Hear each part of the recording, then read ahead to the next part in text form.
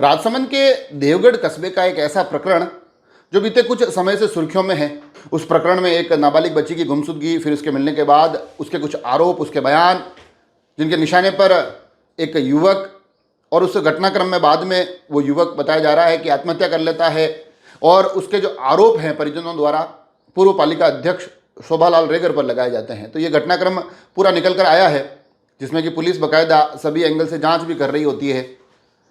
अब इतने दिन तक जो आरोप प्रत्यारोप का दौर चल रहा था उसमें एक पक्ष दिखाई दे रहा था। अब कल दूसरा पक्ष भी राजसमंद जिला मुख्यालय पहुंचा, जहां पर रेगर समाज की एक संस्था के द्वारा जिला पुलिस अधीक्षक से मिलकर इस पूरे प्रकरण की एक व्यवस्थित जांच की मांग की गई। उनका ये कहना है कि जो तमाम आरोप हैं वो राजनीतिक और सामाजिक दबाव के चलते सामने आए हैं, और इसमें उनका तो ये कहना है कि जिस युवक ने आत्महत्या की है उसके परिजनों की भूमिका भी संदिग्ध है। अब क्या कुछ कल ज्ञापन में कहा गया वो आप तक पहुंचाऊं, मगर उससे पहले थोड़ा सा हम इस घटनाक्रम के पीछे की तरफ चलते हैं कि कहां से चीजें शुरू हुई। तो मामला बीते माह की 21 तारीख से जुड़ा हुआ बताया जा रहा है, जब क्षेत्र की एक जो नाबालिग बच्ची है वो लापता हो जाती है, फिर कुछ दिनों बाद वो मिलती है। बताया जा रहा है, जो कल ज्ञापन में लिखा गया उसमें कहा गया कि डरी सहमी बच्ची मिलती है, उसके बयान जब दिए जाते हैं तब वो कुछ लोगों के नाम लेती है।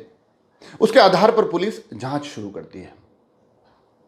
अब ये जांच चल रही होती है, उसमें फिर एक दुखद मोड़ तब आता है जब ये जानकारी आती है कि उस पूरे घटनाक्रम से जुड़ा हुआ एक आरोपों के निशाने पर जो छात्र था, जो युवक था, उसने आत्महत्या कर ली।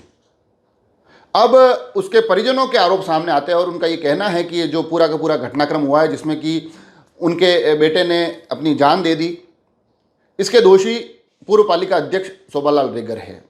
और इसके पीछे तर्क ये दिया जाता है कि उनकी तरफ से काफ़ी दबाव था, डराया धमकाया जा रहा था, और ये जो पूरा मुकदमा चल रहा था उससे वो युवक काफ़ी ज़्यादा परेशान था। तो ये जो तमाम चीज़ें आती है, फिर पुलिस उस दृष्टिकोण से बाकायदा शोभालाल जी को केंद्र में रखकर जांच भी प्रारंभ करती है, और उनकी भूमिका की जो किस तरह से जांच पड़ताल की जा सकती है उस पर पुलिस आगे की कार्रवाई शुरू करती है। अब यहाँ तक का जो पूरा घटनाक्रम चल रहा था, अब उसमें कल शोभालाल जी के पक्ष में रेगर समाज की एक संस्था के माध्यम से बड़ी संख्या में लोग यहाँ आए, और उनका ये कहना है कि तमाम आरोप सामाजिक और राजनीतिक दबाव से है, जबकि शोभालाल जी की ऐसी कोई भूमिका उसमें नहीं रही। ये तमाम चीज़ें जो हुई है, जो पुलिस के जांच के दायरे में उस छात्र का नाम आया है, उस युवक का नाम आया है, वो लड़की के बयान के बाद आया है। तो ऐसे में शोभालाल जी की कोई भूमिका बनती ही नहीं है। दूसरा, उनका ये भी कहना है कि ये जो पूरा प्रकरण घटित हुआ है उसमें जो वो युवक है उसके परिजनों की भूमिका भी संदिग्ध है, तो उसकी भी जांच की जाए। तो कुल मिलाकर ये जो मामला है, जिसकी तह में एक गुमशुदगी से लेकर फिर एक युवक की मृत्यु और अब आरोप प्रत्यारोप का दौर चल रहा है, पुलिस हर एक पहलू से इसकी जांच कर रही है। उसकी जांच के बाद ही तथ्य स्पष्ट हो पाएंगे कि आखिर दोषी कौन, क्या, किसकी क्या भूमिका रही।